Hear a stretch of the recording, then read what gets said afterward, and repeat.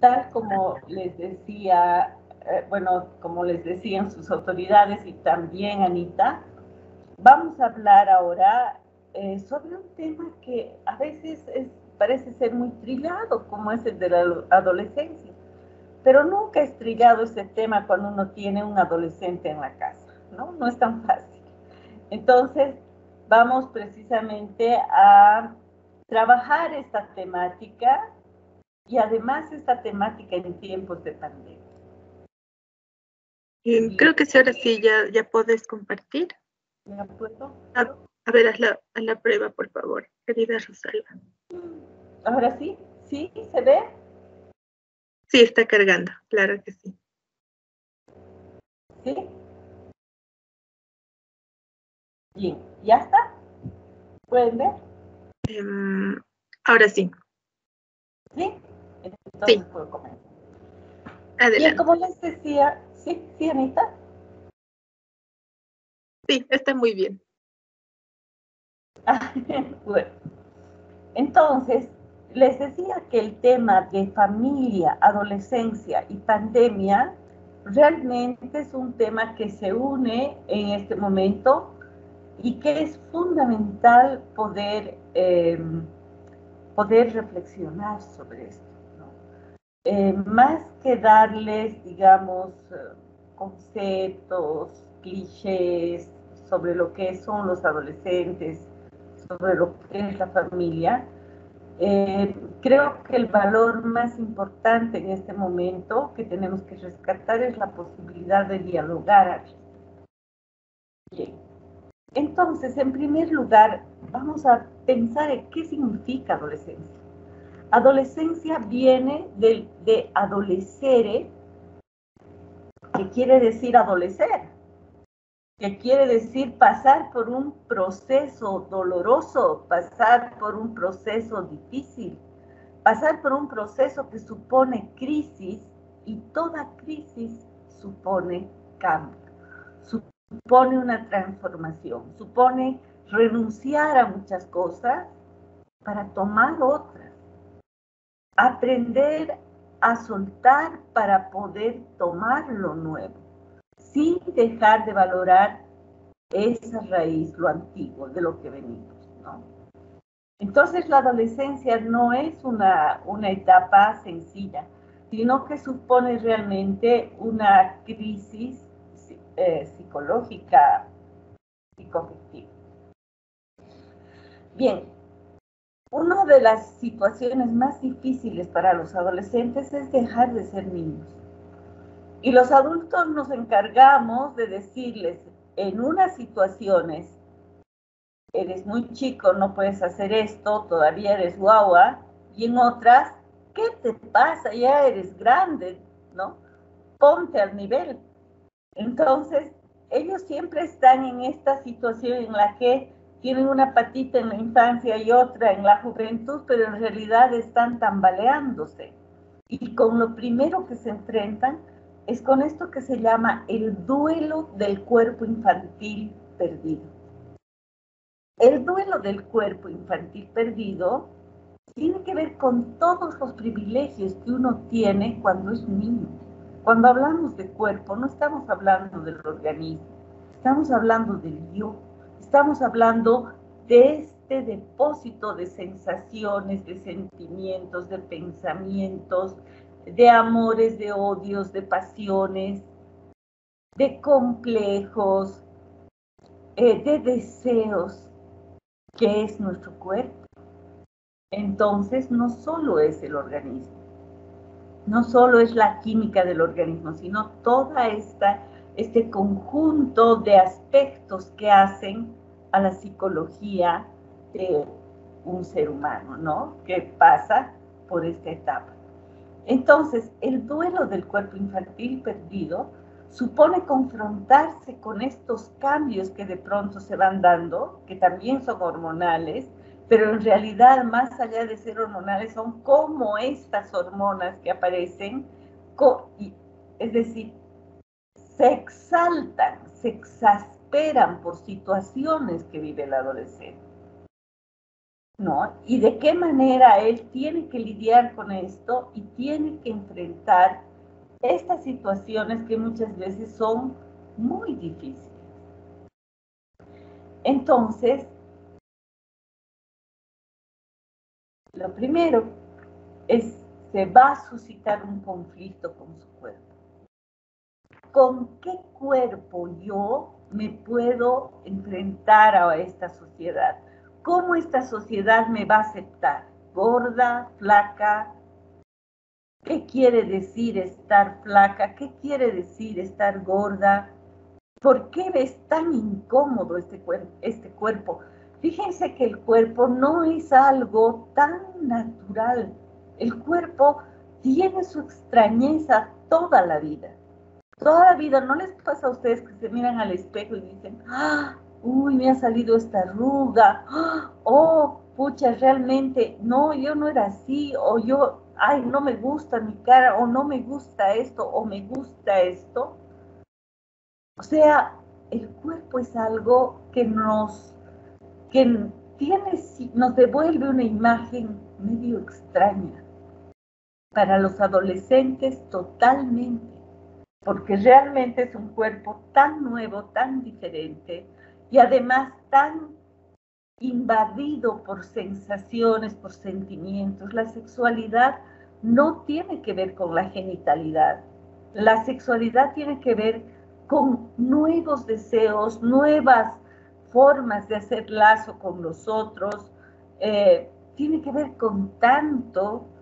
Y entonces, esta incomodidad con su cuerpo tiene que ver con cómo enfrentar al mundo, a este mundo que ya no es el del papá, la mamá, la familia interna, sino este otro mundo en el que él tiene que aprender a hacer lazo y aprender a vivir y caminar.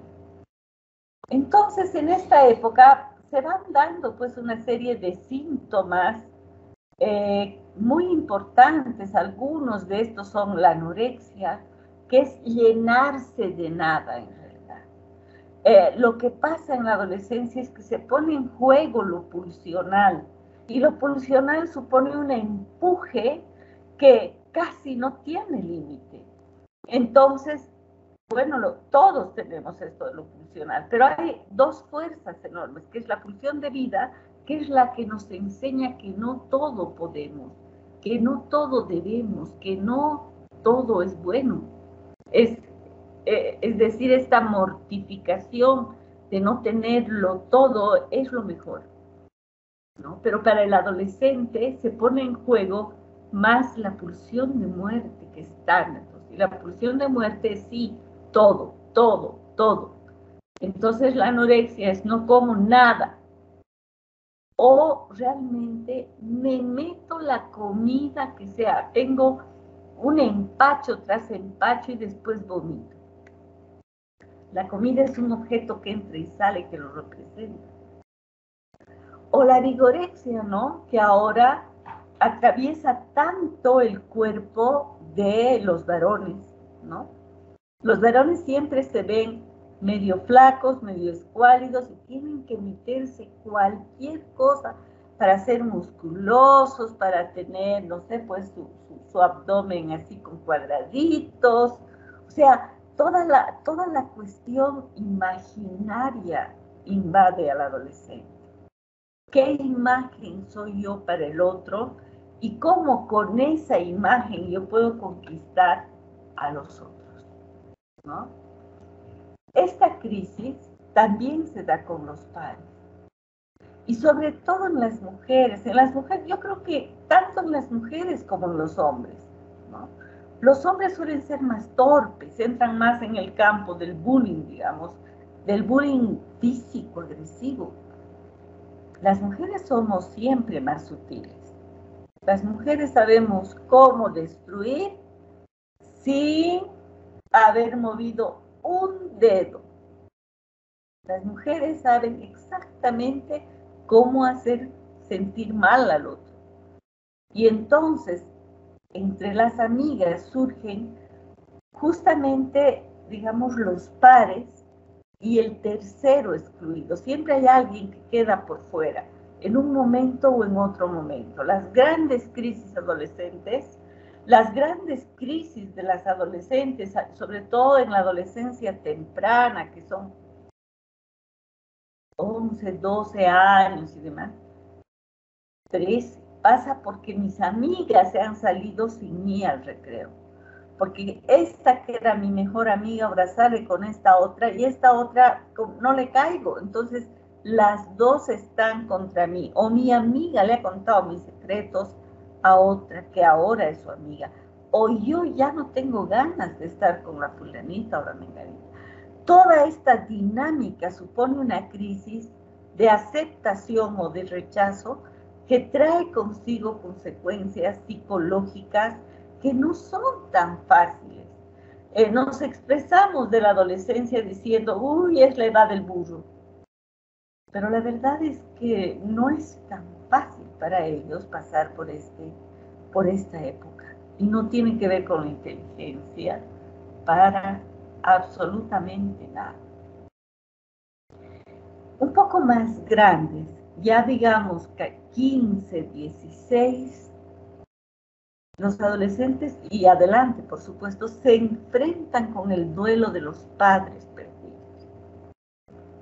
El duelo de los padres perdidos supone una posición de los adolescentes de confrontación con los padres. A mí no me vas a contestar, mejor no, cállate, no quiero escuchar, no me hables, ¿no? O a ver quién grita más. ¿Por qué? Porque yo ya soy grande, porque yo ya puedo, porque yo, o sea, el adolescente está peleando con sus padres para encontrar sus propias identificaciones por fuera de la familia.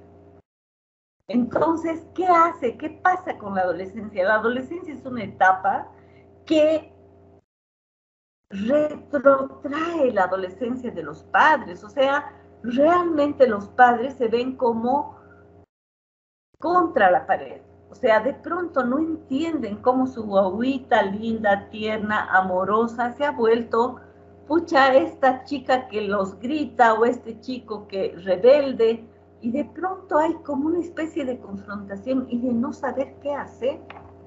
Uno nunca se acuerda de cómo era con sus papás cuando tenía esa edad. Uno se acuerda generalmente de cómo los papás eran y ucha, seguro que ahora me está tocando a mí por castigo, porque fui rebelde, ¿no? Esos son un poco los discursos de los papás. Pero en realidad, la adolescencia de cada quien siempre es nueva. Es nueva porque responde a su tiempo y espacio. No, los hijos, los adolescentes, no son iguales a ustedes, papás. No son iguales a ustedes. Ellos son como son en el siglo XXI. Y en el siglo XXI pasan cosas bastante complicadas, ¿no? Que tienen que ver con la autoridad, que tienen que ver con la caída de los ideales, que tienen que ver con los modos de vida que tenemos actualmente. Bien. Entonces, ¿qué pasa en este momento? Los adolescentes pasan por una etapa en la que van a desaprobar los predicados paternos. Los predicados paternos son, por ejemplo, tienes que respetar a los mayores. Cuando entras, saluda. Cuando te sientes a la mesa, levantas los platos y los llevas a la cocina. Tiendes tu cama. Entonces, ¿qué? ¿Por qué? ¿Por qué? A veces preguntan ¿por qué? Bueno, porque tienes que vivir en un ambiente limpio. Lo que pasa es que hay un desorden en el adolescente, hay un desorden mental que se refleja en ese desorden de sus cuartos, de su ropa. Hay una edad en la que no quieren ducharse, pero ni por Jesucristo. Por todas esas etapas pasan los adolescentes. Y claro, lo que les dicen sus papás, ay Dios mío, qué aburrido, ¿no? no nos comprenden, no saben lo que nos están diciendo. Entonces, el tipo de valores que uno ha construido se tambalea frente a eso. Y los papás tratan de sobreexplicarse y de repente no necesitan. A lo mejor no es necesario. Pero esto que ustedes dicen, así con adolescentes que los van desaprobando, es lo que tienen que seguir diciendo y viviendo, porque no hay un discurso válido para el adolescente si no está respaldado por un acto coherente con ese discurso. Para los niños, lo que dicen sus papás es ley, para los adolescentes no.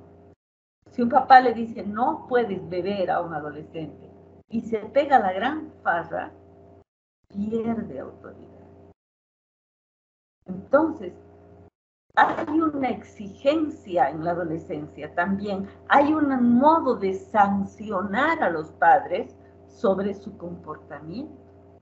Y además lo hacen desde una posición tan superiorica, tan, como les diría, de juicio de valor, porque ellos se juzgan todo el tiempo, se están juzgando de la manera más cruel. Bien, entonces, frente a esto, ¿qué es la casa? La casa es un refugio. A veces viven en la casa, pero no viven en la casa, no viven con los papás, no, sino realmente es un refugio para una adicción nueva, que es una adicción que es el Internet. Los chicos hacen sus relaciones con amigos, con no sé quiénes, por el Internet, por los juegos. Ya ni siquiera es necesario comprarles un juguete. Hay que comprarles megas para que puedan entrar en no sé qué juego que juegan con alguien que no van a conocer nunca en su vida, pero con quien interactúan. Y en ese mundo, que es un mundo totalmente ciber, en ese mundo que es bastante imaginario, bastante virtual, totalmente virtual, ellos establecen una serie de relaciones donde los papás a veces no tienen ninguna posibilidad de entrar, están por fuera, ¿no? La casa se vuelve un lugar de control, porque los papás intentan, por lo menos, a ver, mostrarme quiénes son tus amigos, qué estás mirando, qué programas tienes en tu computadora, con quiénes hablas. Y bueno, a ellos no les gusta el control. Entonces es necesario pensar de qué manera uno se puede acercar a ellos que no sea tan directamente el nivel del control, ¿no? Sin que eso quiera decir que ellos, o sea, no necesitan ser controlados. Claro que sí, pero hay que ver cómo. Bien, la casa también ahora, sobre todo ahora, es un lugar de conflicto con la autoridad. Y es un poco lo que les decía ya anteriormente, ¿no?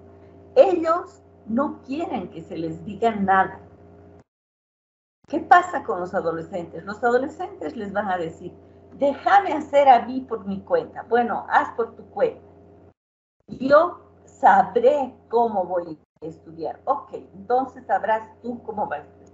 Llega fin de mes y se aplaza, ¿no? Entonces, ¿cuál es la reacción de los padres? Pero nosotros confiamos y tú nos has decepcionado, ¿no? ¿Por qué? Porque en realidad es casi una provocación, pero también es una cuestión que les provoca mucha angustia. Lo que ellos quieren es librarse de alguna manera del conflicto y lo que hacen es meterse de cabeza en el conflicto.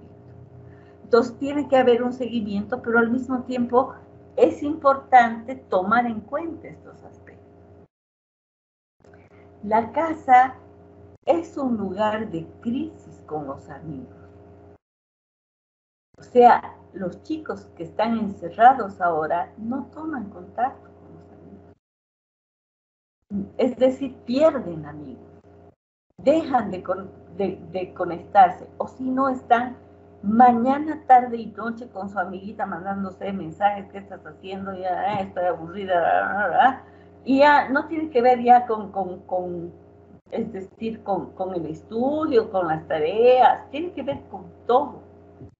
Mira, te muestro el gato que está caminando por el tejado del frente, así, o sea, y llega un momento en que de pronto uno de estos amigos desaparece.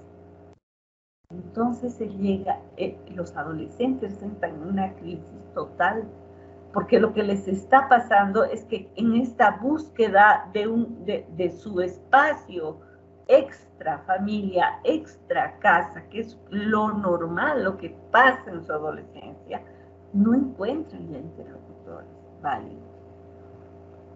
Me refiero a los amigos, me refiero a los espacios en los que uno puede soportar que un amigo de pronto no te dé tanta bola un rato y otro rato sí, pero te estás viendo.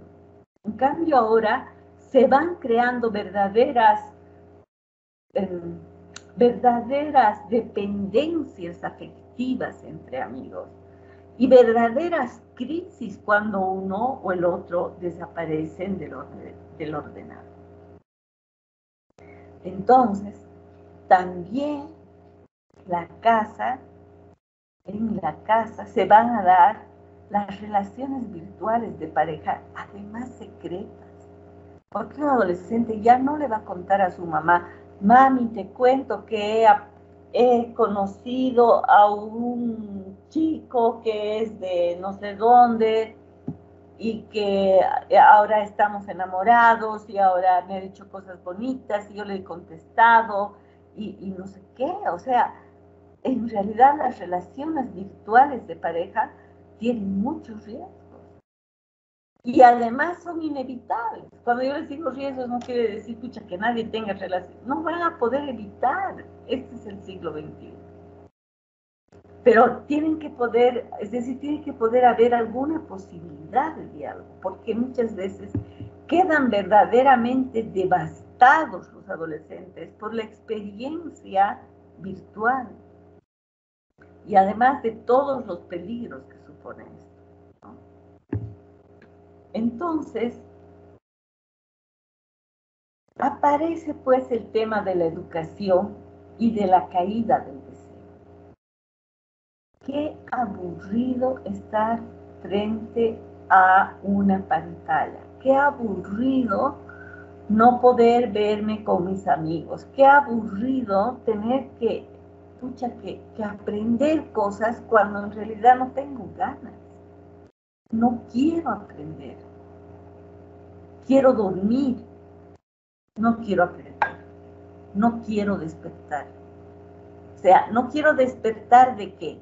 De lo que no quiero saber. ¿Qué no quiero saber? No quiero saber de que tengo que estar encerrada en esta casa todos los días, a todas las horas. No quiero saber de que no me voy a poder encontrar con mis amigos y no voy a poder ir al cine, no voy a poder ir a tomar un helado, no voy a poder salir en bicicleta, no vamos a poder ir a la fiesta y al cumpleaños de la fulana o del mengano. Entonces, esta caída del deseo, ¿no? Es como, digamos, como una prolongación de un deseo de no saber de aquello que suponen los deseos frustrados, ¿no? Bien. El Internet les trae, por ejemplo, la posibilidad de hacer trampa y que hacer trampa, por ejemplo, en un examen sea una alternativa exitosa. Así como hay webinares para aprender cómo manejar, no sé, cómo, digamos, elaborar en el Classroom un examen, también hay en el mismo, es decir, sobre el mismo tema del Classroom, cómo se puede detectar las respuestas que ya han sido delimitadas. Esos son los más grandes. Los más chicos lo que hacen es esto que pasa en esta imagen, ¿no? Tienen todo su chanchullo en la pared por si les preguntan cualquier cosa y tienen alguna posibilidad de responder. Entonces es muy importante que los profesores se ubiquen en esto y que sus clases tengan que ver con la vida de los adolescentes. Que se puedan hablar del porcentaje de personas que ha tenido COVID, cuando se está hablando del COVID, o sea, no sé, de los porcentajes en matemáticas. O sea, que se tome la vida y que las preguntas tengan que ver con cosas interesantes que no van a estar fácticamente escritas en la pared, sino que más bien los convoque, que más bien los de alguna manera los...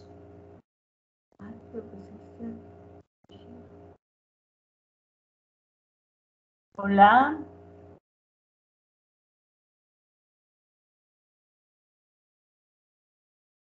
Todo bien, está todo bien, siga nomás. ¿Está todo bien? Sí, se escucha. Estamos escuchando, estamos escuchando. Ay, se escucha. Ya, porque ha habido así como un corte en mi pantalla y pensé... Todo bien. Ah, ya, está todo bien. Está bien, licenciada, adelante. Por favor, si en algún momento desaparezco, avísenme. Ya que estamos hablando de este tema. Entonces, les decía, eso es fundamental. Los profesores tienen que saber qué les está pasando a estos chicos. Hay que hablar sobre la vida. Hay que hablar de ciencias naturales, hay que hablar, si se habla de, no sé, del aparato digestivo o del aparato respiratorio, hay que hablar de qué pasa en el COVID. Hay que hablar, hay que contarles qué cosas les están pasando a sus familias. Si se les murió alguien o no se les murió alguien, o se murió alguien conocido, un colega del papá, una colega de la mamá, ¿quién? O sea, ¿qué está pasando? ¿Qué hay de la vida? No hablamos, muchas veces los profesores se olvidan de hablar de la vida. Entonces también entran en una cuestión que tiene que ver con el control y eso es espantoso porque los chicos, como ya les decía, adolescentes, lo que tienen es un mecanismo de defensa de un no rotundo. ¿No? Y entonces pensamos, esto está mal, hay que controlar. No se trata de controlar, hay que ver de qué manera se los puede convocar para que sea interesante eso que no es. Frente a la presión, hay un grave peligro con los adolescentes que les debo decir, ¿no? Y es que justamente puede suceder que cuando hay demasiada represión, cuando ellos se sienten demasiado sometidos a esta cuestión, incluso siendo totalmente real, pueden cometer un acto. ¿Qué es un acto? Es un acto sin pensar, que está dirigido al otro, no es totalmente consciente, pero es, como les diría, una barbaridad. Es decir, boto mi barbijo y me voy, y me salgo, y me voy a correr, ¿y qué me importa? ¿Qué es lo peor que puede pasar? Entonces hay que ir regulando estas cosas de tal modo de que no se llegue a una situación así, ¿no? Un acting siempre tiene que ver con estas cosas. Entonces, vamos a ver algunas alternativas para los adolescentes. Algunas alternativas en tiempos de pandemia, lo cual no es una receta para ustedes, pero son algunas ideas que dan resultado y que a ustedes los puede ayudar a pensar qué hacer. Lo primero, con estos adolescentes que pueden ser chinchosos, porque además son absolutamente encantadores al mismo tiempo. Miren, yo he trabajado 20 años de mi vida en talleres de educación de la sexualidad con adolescentes de 10 a 18 años, por grupos de edad. Así que tengo mucha experiencia con adolescentes. Y realmente es una experiencia muy rica porque ellos son fantásticos. De verdad, cuando ellos entran en esta dimensión diferente al no, al capricho, son increíbles los chicos. Bien, Entonces les decía, hay que escucharlos sin juzgar. Los papás no también se angustian frente a los problemas nuevos que los chicos comienzan a plantear. Entonces ahí sí, mami, ¿sabes qué? Me gusta un chico, pero es un chico que tiene 18 años y yo tengo 13. No, no te metas, porque ese, mira, lo que va a querer es acostarse contigo, tú eres una niña, así que no te metas. Entonces ya no la estás escuchando. Si tú tapas, porque nos asustan los padres, asustan esas cosas. Pero lo primero es escuchar, callarse la boca, escuchar sin juzgar, darles la posibilidad a que ellos y ellas puedan como sacar todo el pollo que tienen. Luego, después, será importante hacer preguntas más que dar respuestas hechas. Los niños se quedan conformes con las respuestas, no los adolescentes. Entonces, hay que hacerles preguntas, ¿no? Preguntas sobre eso que están hablando, ¿no? Y a ver, contame cómo es este chico o cómo es esta chica. Yo me acuerdo que hace unos años, claro, hace unos años, porque hace 2 años que ya estamos en pandemia, pero ya hace un poco más de tiempo, recuerdo que una chica de, ¿cuántos años tendría? Pues 16 años, estaría, sí, casi casi saliendo bachiller ella, y resulta que se enamoró de un chiquito que tenía 3 años menos que él. Y claro, comenzó a mirarlo, se comenzaron a chequear, ella por supuesto era más grande, el otro medio que se asustó, entonces la mamá pidió que se la expulse del colegio, fue a Seduca a pedir o sea, una cosa tan extrema, y era una changa que lo estaba mirando un quinceañero. Tenía 2 años más, ¿no? Entonces, es como que muchas veces los padres están tan angustiados que no permiten que los chicos vayan solucionando ellos también sus propios problemas. Entonces, estas preguntas no pueden ir dirigidas. ¿Y te parece bien que estés con una chica menor que tú? ¿Tú crees que eso es lo mejor? Porque ahí hay el juicio de valor. No se olviden, sin juicio de valor. Entonces, acompañarlos, hacer unas cuantas preguntas, volver a conversar, ganarse un poco la confianza de ellos, cuestionar sin que ellos se sientan atacados directamente, porque encima son susceptibles. Bien, es importante siempre dejar que los chicos planteen posibles soluciones a la crisis, a la situación de encierro, a esta cuestión que tiene que ver con sus amores, con sus amigos, con lo que viven. ¿Qué soluciones ellos darían?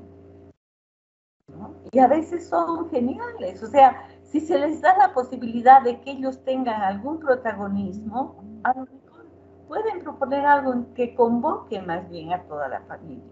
Y también hay que pensar en eso. A veces los papás, ellos están metidos en sus celulares, pero también los papás están metidos en sus celulares. Y si no están metidos en sus celulares, es como, ay, a ver, que jueguen de una vez y ya, ¿qué me importa? Entonces, algunos espacios de existencia familiar son importantes, no todos. Otra de las alternativas es alentar que sean parte de proyectos por internet, proyectos con chicos de su edad. De pronto les encanta la música, que hagan su propio concierto con sus amigos, con sus amigas, o de pronto les gusta el deporte. ¿Qué pueden hacer con ellos saben más que ustedes? ¿Qué pueden hacer? Entonces, pero proyectos, pequeños proyectos, o hacer un proyecto, no sé, de ecológico, y que, es decir, hay que recuperar en ellos, que es muy fuerte además, ¿Cómo pueden ellos trabajar a nivel de la ciudadanía? Tienen ideas geniales los chicos. Entonces, hay que ayudarlos y además es el desarrollo, digamos, de valores también, ¿no? Otra de las cosas que me parece absolutamente importante también es consolarlos en sus inseguridades, no banalizar sus desequilibrios emocionales, no aburrirse con lo incomprensibles que pueden ser ellos. A veces, ay, hijito, pero ¿de qué vas a llorar? Soncera, pues si tu amiga se ha salido con la otra chica, ¿qué te importa? Tienes otras amigas. Y para ella, a lo mejor, o para él, es una tragedia. Entonces, o no quiero, no me quiero, me voy a poner ropa ancha porque no quiero ropa que sea apretada, porque estoy fea, porque mi cuerpo es así. No hay que banalizar, hay que escucharlos. Y la solución no es tan simple como a veces pensamos los adultos. ¿No? A veces necesita un proceso para que ellos puedan ir elaborando. Tienen que saber que sí son aceptados. Cuando ellos les digan no, el escuchar de ustedes que sí son valiosos, que es importante para ellos siempre. Y hay que abrir por lo menos alguna posibilidad de que salgan de la casa de manera responsable. O sea, lo más responsablemente que puedan, pero sí que no se queden encerrados tanto tiempo. O sea, ahora, por ejemplo, obviamente dentro de la lógica, ahora que está bajando, ¿no? Que haya la posibilidad de que salgan, no sé, pues a dar una vuelta, a caminar, a dar una vuelta en su bicicleta. ¿Qué posibilidad hay de responsabilizarlos, de que estén con barbijo, de que estén bien, para que puedan asumir responsablemente alguna salida de la casa? Es importante. ¿Se dan cuenta lo que pasa con la olla de presión que tiene un pitito? Si cerramos totalmente el pitito, explota la olla de presión. Ellos también. Y la manera de explotar es con un acting, que es lo que les decía anteriormente. Entonces se puede evitar eso. O sea, tienen que salir, necesitan aire.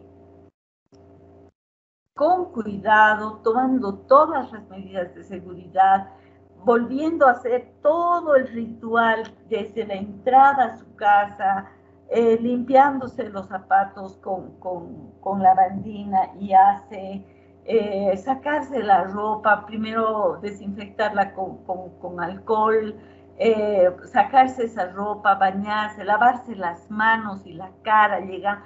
Todas esas cosas que todos los días dice la tele, tiene que ser un ritual familiar permanente. Bien, hay que entender que no puedan responder a la escuela como en tiempos presenciales.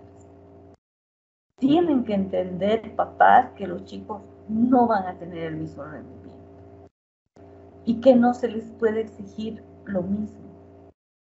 Entonces, por eso es importante que la escuela busque caminos distintos, realmente haga adaptaciones curriculares en esta época. No puedes dar lo mismo que dabas en el mismo tiempo horario. No, hay que hacer adaptaciones curriculares y hay que darles el tipo de tareas, tienen que ser cosas que ellos pueden, con las que ojalá se pudieran enganchar un poco. Y no alarmarse tanto si bajan su nota. Si ellos están en una posición de no hacer nada, hay que preocuparse mucho.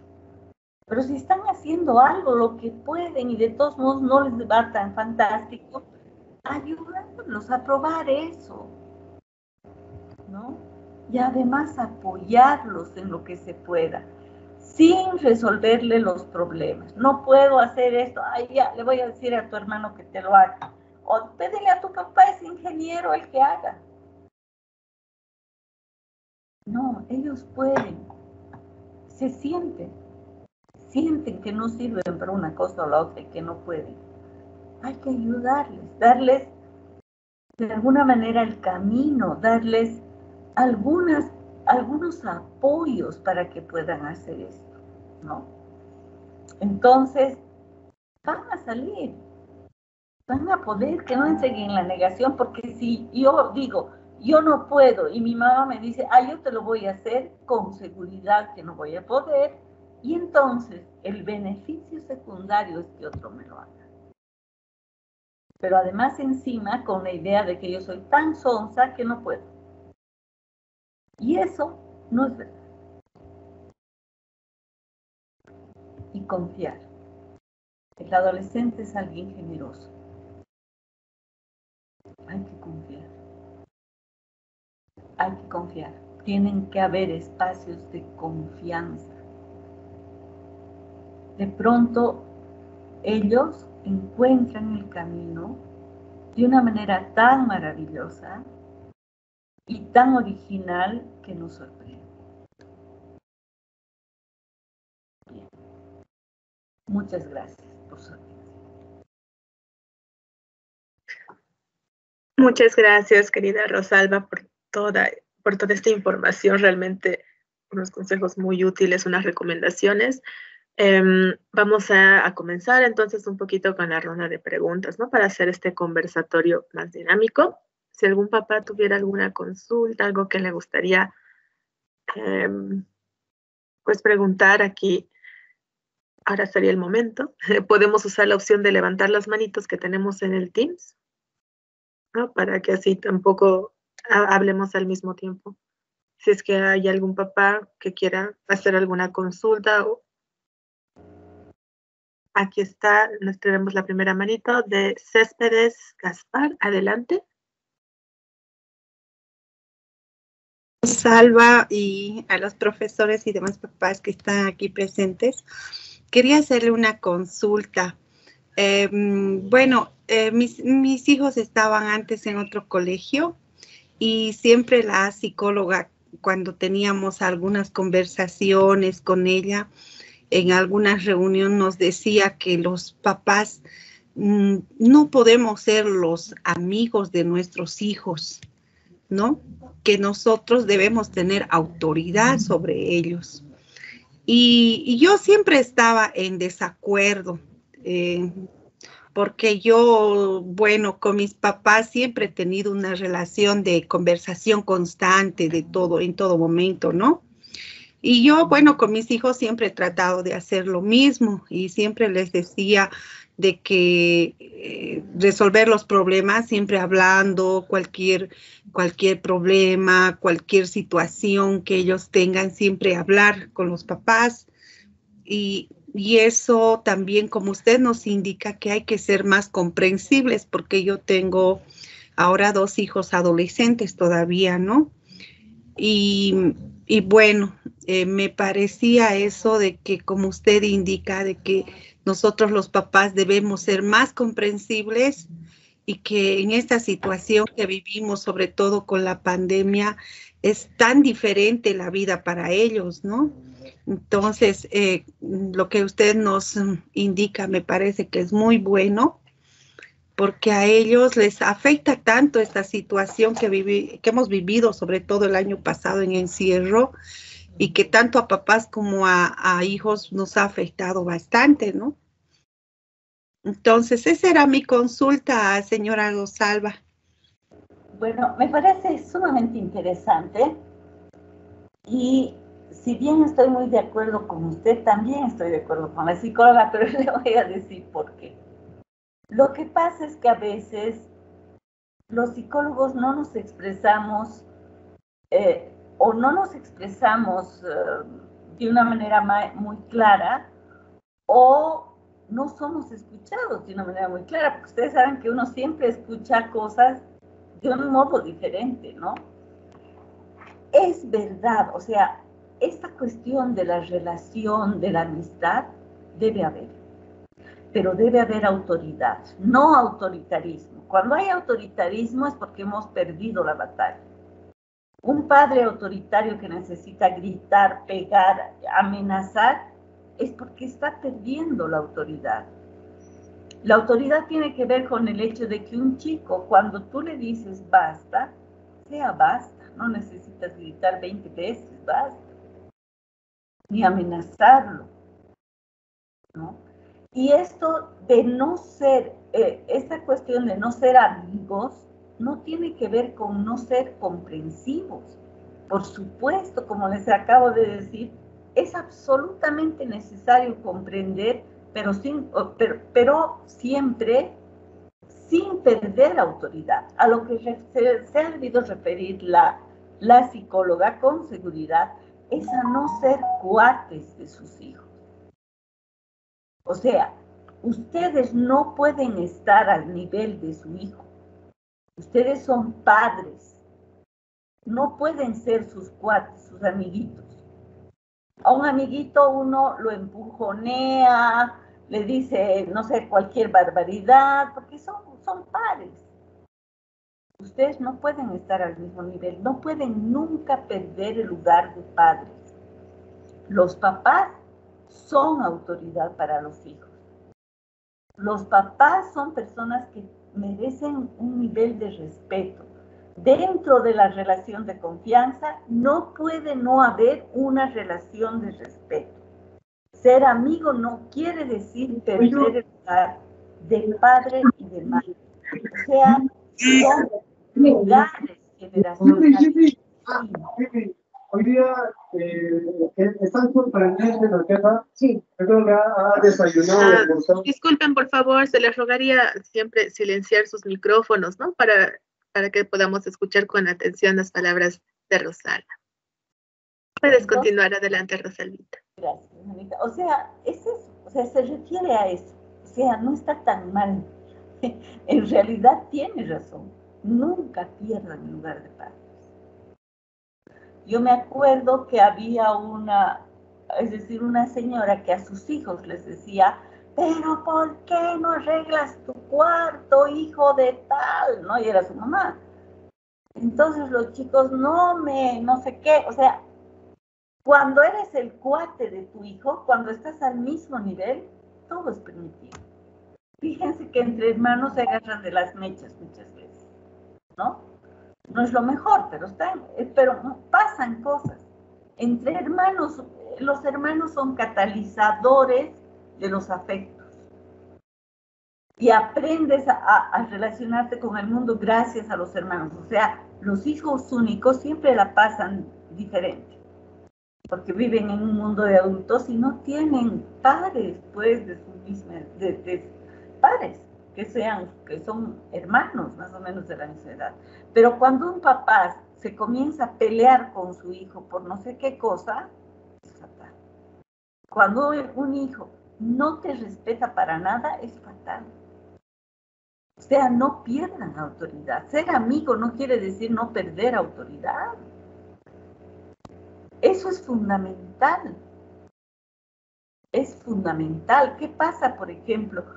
Los síntomas en las adolescentes, por ejemplo, sobre todo anorexia, bulimia, con todas estos problemas que se van dando a nivel alimenticio, muchas veces esto, les digo por mi experiencia clínica, muchas veces tienen que ver en que la mamá parece otra changa, es más flaca que la hija y además se pone la ropa de ella y además le dice que está gorda y que vaya que enflaquezca y que no, o sea, son dos changas.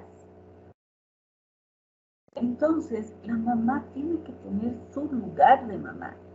No puede perder eso. No puede perder eso. No se puede volver su hija. No sé si la mamá se llama, no sé, Patricia 1. Su hija no puede ser Patricia 2. Tiene que ser Lucía, tiene que ser Carmen, lo que sea. O sea, es importante no pensar que los hijos nos tienen que repetir. Y es importante pensar que no podemos dejar de tener el lugar generacional que nos corresponde.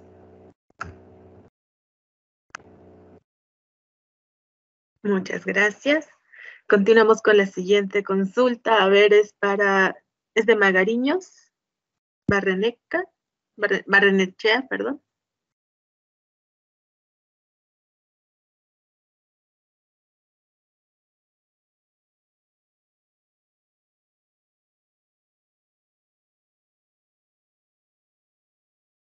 Tal vez algún problema técnico, si no pasamos a Carlos Pascual.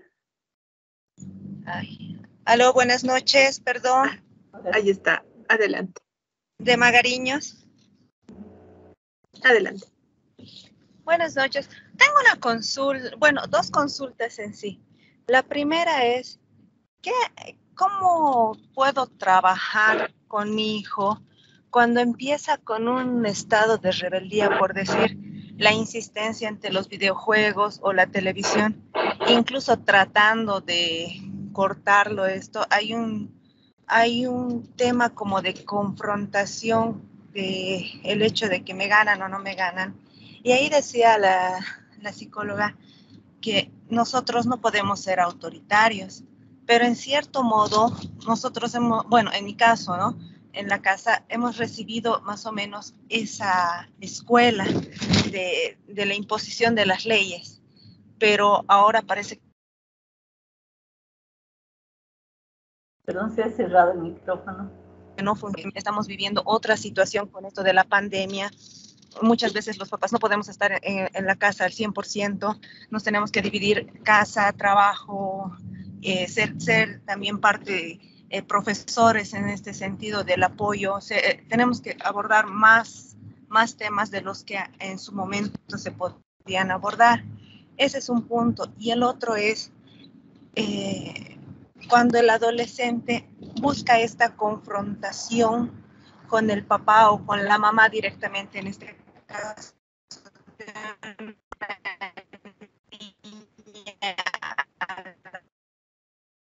la mamá torna insostenible, y es como el reto, como que yo tengo que ganar para sacarte de las casillas, si no, yo no sirvo como adolescente. Tienen esa mentalidad y se meten en ciertas obsesiones, en este caso, música retro, digamos, de los 70, en el caso que estamos pasando en la casa, música y todo lo que tiene que ver con los 70, y se tiene que meter enfrascada en esa situación, y según la niña adolescente, en ese trayecto, busca esa confrontación de pelea, literal. ¿Cómo podríamos actuar como papás? No sé si me dejo entender. Claro, justamente al respecto les había dado estas recomendaciones que les he dado en el video, ¿no? No hay una receta, porque cada uno de ustedes vive una situación familiar, cada uno de ustedes viene también de un tipo de educación, pero algunas ideas que les he ido dando en esta conferencia, creo que les puede ser útil, ¿no? Otra vez volvemos al hecho de que el adolescente de pronto quiere todo. Es lo que les decía, no todo le cuesta. Y es pulsional. Entonces realmente hay que ver, yo no tengo una receta para ustedes. No tengo una receta, porque no hay recetas para la vida. Pero sí algunas recomendaciones que ustedes tienen que ir viendo en qué medida las pueden llevar adelante. ¿Se dan cuenta? Caso por caso. O sea, si ustedes me presentan casos, a mi hijo le pasa esto, a mi hija, eso es un tratamiento psicológico caso por caso. O sea, no se puede responder en una conferencia cómo se puede tratar a fulano de tal. Entonces, yo creo que si usted reflexiona un poco en general lo que le pueda servir de esta conferencia, me parece que eso va a ser fundamental, ¿no? Como le digo, nunca, no solo yo, ningún psicólogo tiene todas las respuestas. No las tiene. Es más, uno tiene que trabajar lo suyo. Uno tiene que trabajar lo suyo. ¿Por qué? Porque la psicología permite que uno se escuche a sí mismo, que uno ubique por dónde va el conflicto. Entonces, no se trata de pensar solamente cuando uno va a trabajar lo suyo, ¿qué le pasa a mi hijo y lo voy a llevar al psicólogo y por qué hay que verlo? Sin duda, lo mejor hay que pensar qué me pasa a mí con esto que me divide, con esto que me angustia. Y no quiere decir que porque uno vaya al psicólogo, el otro no es responsable de lo que hace. Cada uno de nosotros tiene una responsabilidad subjetiva, que no es lo mismo que la responsabilidad moral, ni es lo mismo que la responsabilidad legal, no, ni religiosa. Tiene que ver con cómo yo me confronto conmigo mismo cuando algo me divide por dentro, ¿no? Entonces, este adolescente tiene que saber cómo manejar su adolescencia. Tiene que poderse encontrar con eso que le resulta tan excesivo, tan desbordado. Y este papá tiene que poder pensar cómo la hace para poder, para ver qué lo afecta en la relación con su hijo, ¿no? Muy bien, muchas gracias. Pasamos ahora sí a la pregunta de Carlos Pascual. Sí, buenas noches. Quería preguntarle a la magistra Guzmán, cuando se lo niega algo a un adolescente, por ejemplo, como decir que se ha propuesto hacer algo, como por ejemplo ir de excursiones o ir a una fiesta, puede llevar a un suicidio, porque ha habido casos diciendo que a un adolescente de más o menos de 14, 13 años se le ha negado ir a una excursión, y dice, no, rotundamente su padre, ¿no? Que lo ha negado. Un ejemplo que estoy poniendo esto. Ajá. Diciendo, voy a ir de excursiones, no vas a ir, ¿no? Le dice su padre, y me voy a suicidar. Suicídate, menos un plato en casa, más o menos eso. Y entonces ha habido un caso, digamos, hace años atrás, que un adolescente se ha suicidado, ¿no? No sé si puede llevar a esas edades, digamos, a un suicidio a un adolescente. Lo importante de lo que usted plantea es un plato menos en casa. O sea, no es la falta, no es es decir, no es el haberle negado salir. Es tú eres nadie en esta casa. Qué alivio que te desaparezcas, así tengo que trabajar menos. Un plato menos, qué alivio. Suicídate. Primero es una sanción. Jamás, nunca a nadie se le dice suicídate. Nunca. Frente a una amenaza de suicidio, nunca jamás sancionen ustedes a nadie. Si uno se suicida, es responsable de su suicidio. ¿Y ustedes por qué tienen que aprobar o desaprobar? Jamás. Esta es una de las cosas, es interesante lo que usted pregunta, porque es una de las cosas más complicadas y difíciles. Y esto no entremos en, tienen la culpa los papás, no. O sea, esa es una situación extrema que tiene que ver con algo de la historia de este niño desde su infancia. Además, no sabemos qué estructura de personalidad tiene, porque cada estructura de personalidad puede desembocar en un suicidio dependiendo de la historia de cada quien.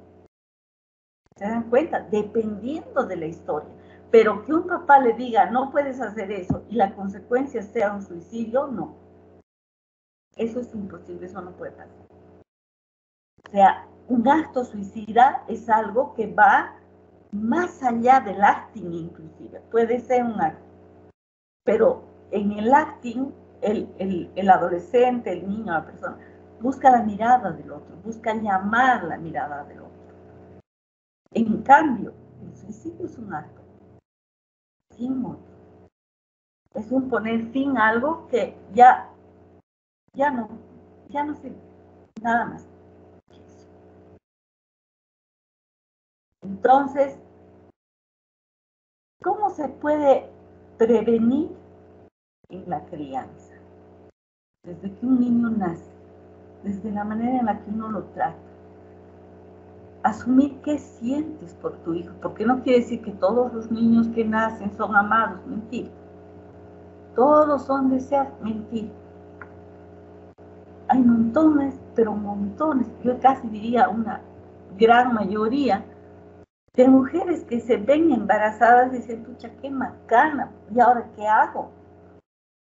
Pero resignifican esa relación. Tienen que trabajar eso. Tienen que saber, madres que, por ejemplo, miman en exceso. Los niños amos del siglo XXI, por ejemplo, son niños que lo tienen todo, que se les da todo. A ver, les doy un ejemplo, la de mis pacientes, por ejemplo, que tiene un niño amo, ¿no? Ella es una persona que vive con su hermana y su cuñado, ¿no? Viven juntos. Entonces ella deja para el desayuno, porque ella trabaja, bueno, en un lugar, deja para el desayuno una cajita con 4 queques, ¿no? Le vamos a dar un nombre, Pedrito, a su hijo. Una cajita con 6 queques para Pedro, ¿no? Son 4. Los 6 queques son para Pedro. Y una cajita al lado para Pedro, también con 4 cuñapés. Todo es para Pedro. Pedro, ¿qué aprende? Que él todo lo merece y que los otros no existen. Porque eso se le está enseñando. Entonces, cuando se le prive de lo que sea, él va a ser un berrinche. Porque él es merecedor de todo. Porque no le estamos enseñando a frustrarse. No le estamos enseñando que si hay un queque y hay 4 personas, ese pedacito se debería partir entre 4 cuando él se muera de deseo de comerlo entero. Hay que enseñar a los niños que no todo es para ellos. ¿Cómo que quieren ustedes que los chicos sean generosos si no les enseñamos a eso? Una buena madre es una madre que lo da todo, no, es una pésima madre. ¿Por qué? Porque realmente lo que está haciendo es sobrecargar a su hijo y que es totalmente un acto narcisista. Y muchas veces es porque no los quieren, no los quisieron. Entonces les dan todo para tapar justamente este no deseo, este no haberlos alojado en su deseo. Toma celular, toma juegos, pero desaparece un rato, o sea, no me molestes. Entonces son cosas humanas de las que les estoy hablando. Son cosas humanas que a cada uno le pasa. Y que es importante trabajar en algún momento de la vida. ¿No? No se trata de estar con los hijos todas las horas del día. Se trata de que el tiempo que estén con ellos sea válido. Sea un tiempo de comunicación, de escucharlos, de acogerlos en su deseo. ¿Qué quiere decir acoger a un niño en su deseo? Que sepa que esto singular de ellos es valioso. Que ellos tienen algo que es valioso para sus papás. Que cuando les dicen basta, ahí está la autoridad. No porque son molestosos y son insoportables.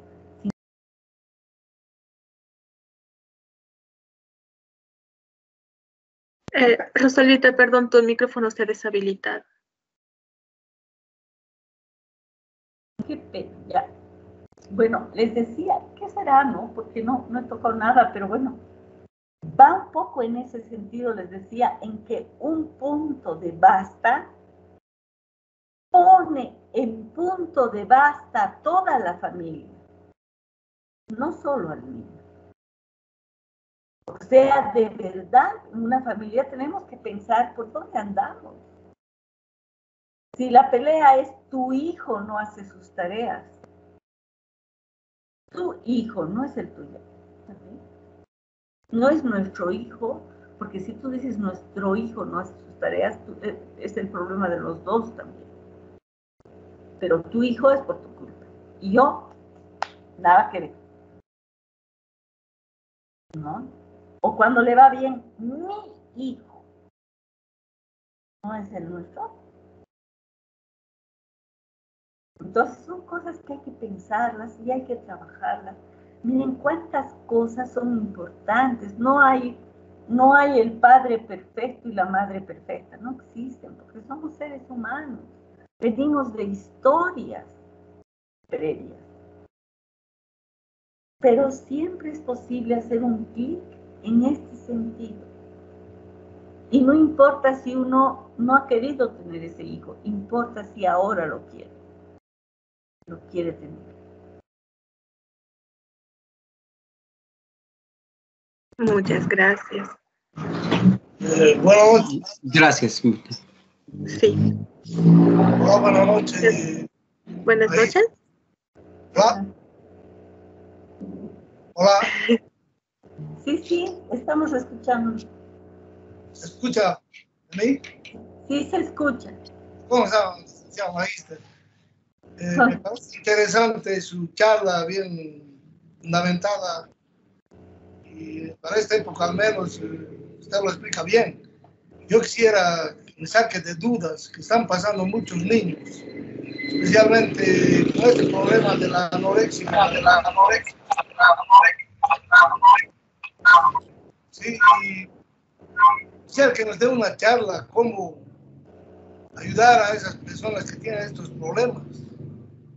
Es justo de esta transición de la adolescencia. Exactamente. O sea, los síntomas contemporáneos, señor, los síntomas que se están dando en este siglo XXI son la anorexia, la bulimia, la vigorexia, los cortes en el cuerpo, que no son intentos de suicidio, sino son cortes en el cuerpo, se llaman cutting. Después, las adicciones, la adicción por los celulares. En realidad hay un punto de nuevos síntomas, los ataques de pánico, es decir, la imposibilidad de dormir. Usted no sabe qué cantidad de síntomas hay que atraviesan el cuerpo de los chicos actualmente. Además, una sensación, estados de depresión en que lloran, no saben por qué, no saben, es decir, como que no quieren saber, pero no lo logran articular.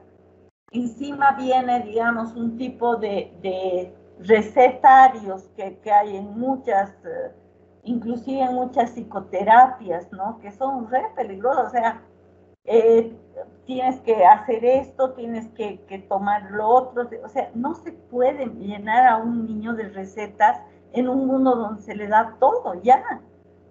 Hay que crear una pregunta sobre ellos mismos, ¿no? Pero bueno, eso sería realmente motivo para otra conferencia, los síntomas contemporáneos. Sí. Claro que sí. A las 9.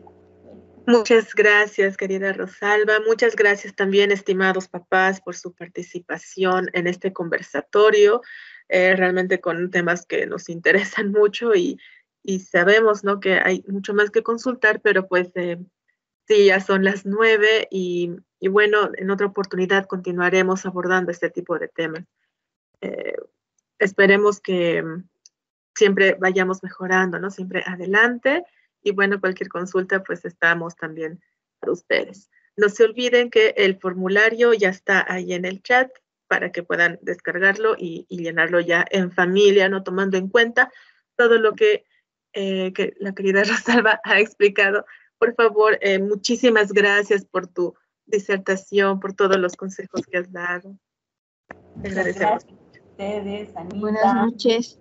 Gracias a todos, muchísimas gracias por haberme escuchado y ojalá que tengamos seguridad, vamos a tener otras oportunidades para poder hablar. Gracias por escuchar. Claro que sí. Susana, quiero agradecerte a nombre de la unidad educativa por el apoyo que nos has dado en esta noche. Muchas cosas han quedado en el tintero, pero estamos muy seguros de que va a haber una nueva oportunidad para seguir trabajando en bien de nuestros hijos, ¿ya? Bueno, queridos papás, también agradecerles a cada uno de ustedes. Hemos llegado a 360 participantes en esta reunión. La verdad que me ha asombrado y me llena también de alegría que muchos de los papás estamos conscientes de que somos un pilar fundamental en la formación integral de nuestros hijos. Vamos a hacer una pequeña dinámica. Voy a pedirles a que todos enciendan sus micrófonos y las personas que pueden poner en el icono, tenemos ahí manitos. Vamos a hacer un aplauso a la voz de 3. ¿Ya? Tenemos ahí las manitos y a nuestra facilitadora. 1, 2.